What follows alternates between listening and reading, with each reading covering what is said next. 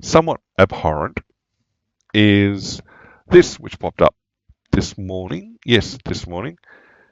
The idea that there is a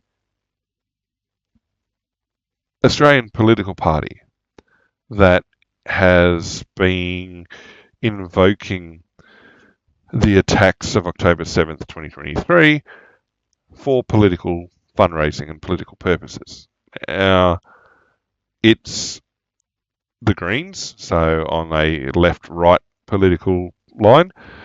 They're very much to the left.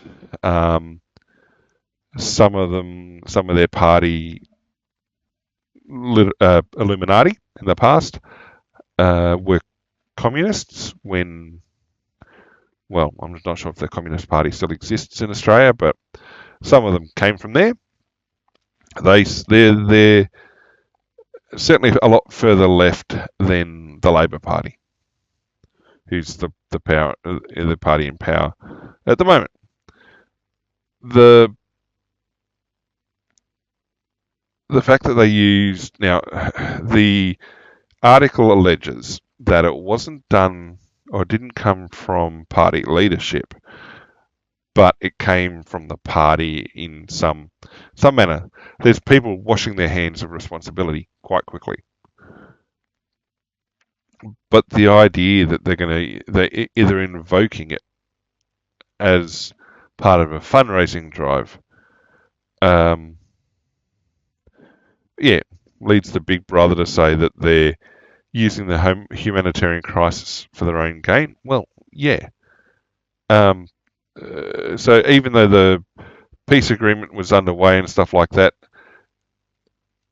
donate today to help end the occupation and stand with Palestine. Okay, well, Israel weren't occupying Gaza Strip until after the October 7th attacks. But it seems the protest class just choose not to remember that, or choose not to think that. And the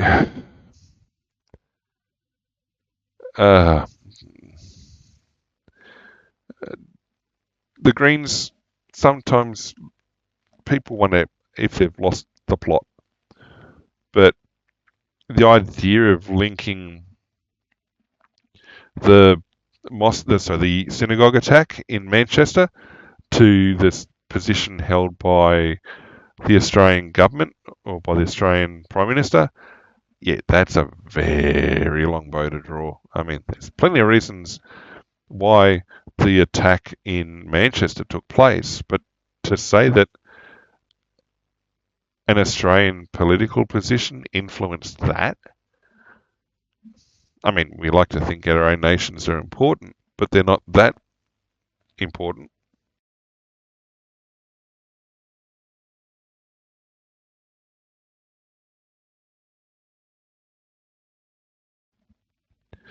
And yeah, and the idea that, well, if you stand with Palestinians, surely you should be celebrating the peace plan and everything else that's in place. And so I'm saying, if this is this idea and this is this suggestion that the political class, it's not about peace, that it's about manipulating distress over Gaza for their own benefit. Excuse me for a second.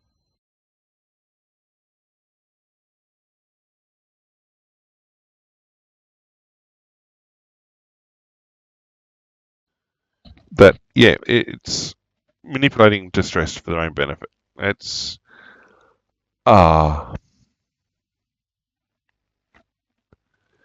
it doesn't put the Australian Greens or the New South Wales branch in particular about it doesn't look good. Opinion matters, perception matters, and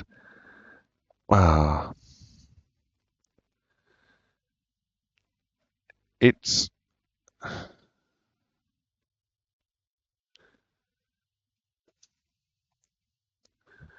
I mean, it's almost an ideological battle, an ideological civil war on the left between Greens and Labor. But the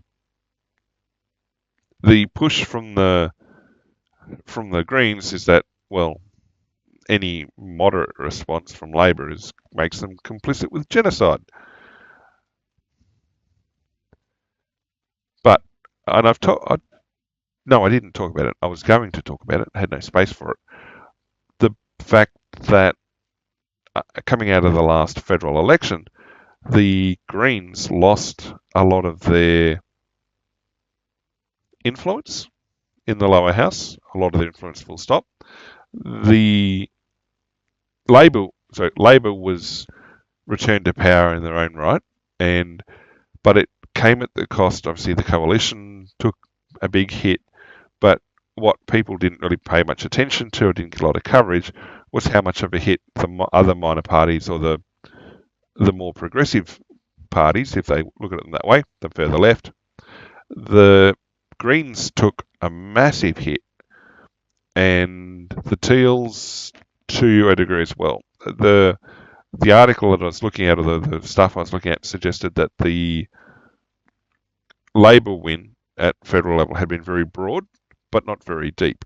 Now, it was very broad in terms of they got a lot of seats, they've basically secured power, but it lacked depth because a lot of those seats saw swings against them.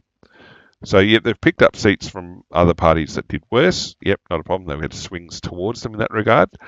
But in a lot of other seats, including some very safe seats, swings went against them, either to independents or smaller groups.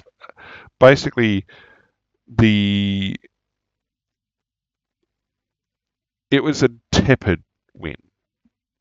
And so the idea that people can now run around and push these policies or ideas, there's not really a viable opposition to them.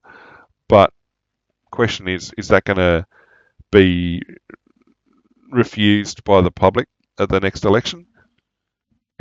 Maybe. And so when you've got Greens pushing things like this, I don't think it's giving them the support that they desire. And especially after the peace plans come into force, it really I don't think it is going to give them the long-term outcomes that they're hoping for. This last statement, though, I don't know that that's necessarily the case. Yes, okay, Labor's shifted its position. Public opinion, I don't think, really drifted away from Israel. If you look at media reporting the whole way along, it's never really been pro-Israel. And the fact that Labor did this, it's